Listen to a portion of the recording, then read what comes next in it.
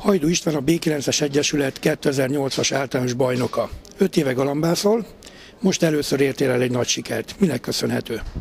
Hát a nagyon sok munkának, a reggeli fél 5-kori kelésnek, a galambokkal való odaadó foglalkozásnak, és nagyon sok minden lemondást jár a családomnak, nyaralásokról, stb. Úgyhogy annyit tudok mondani erről az egészről, hogy aki bajnok akar lenni és szeretne, nagyon sokat kell adni érte a galambhoz, és mindenek előtt a versenyekhez. És megérte ezt a sok áldozatot? Nagyon megérte. Nagyon nagy büszkeséggel tölt el, hogy a bajnok lettem, és egy olyan kerületbe, egyesületbe vagyok, végül is kerületben a második lettem, egyesületbe bajnok lettem, ahol nagyon erős galambász társaság van. Említenék egy pár nevet: Bartoli Rudolf, Fehér Attila, Komáromi szaktárs, galambásztárs. Nagyon odafigyeltek arra, hogy ne nyerjek, de sikerült nyernem. 2008-ban mit csináltál másképpen, mint mondjuk 2007-ben? Hát talán nagyon sok szelekciót hajtottam végre 2007-ben. Azokat a galambokat, amik nem teljesítettek, nem szálltak 6 helyezést, azt talán ki is selejteztem teljesen.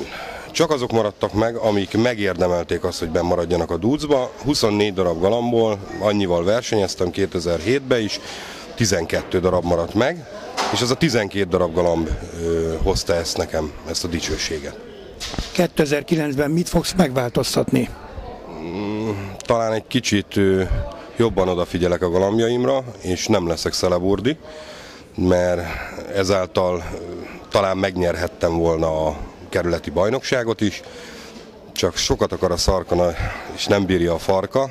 Elkövettem egy nagyon nagy hibát, amit én belátok, és tudomásul vettem. Ettől függetlenül lettem bajnok, de a kerületi bajnokságomat ezt így buktam el, sajnos.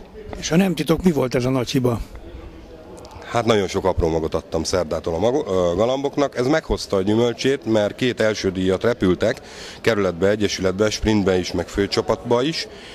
Viszont a 4-es, aminek be kellett volna jönni, az egy kicsit túlment, és utána jött vissza, de már akkor időn kívül, úgyhogy sajnos csak 2 tudtam helyezni, és ezáltal 40 ponttal lemaradtam a kerületi bajnoktól, Bartoli Rudolftól és fiától, és ezáltal tudomásul vettem, hogy nem szabad túlzásba vinni a magok adását. Akkor ugye most 2009-ben a cél a kerületi bajnokság. Hát szigorúan, csak most még keményebbek lettünk, hozzánk zárkozott egy pár kerület, egyesület, ezáltal még jobban oda kell figyelni, és kíváncsi leszek, hogy a galambjaim mit fognak bírni ezek után, amit idén műveltek, mert idén nagyon sok olyan galambom van, amiknek 6-8-10 helyezése van. Bízok bennük, hogy számíthatok idén is rájuk. Sok sikert hozzá! Nagyon szépen köszönöm.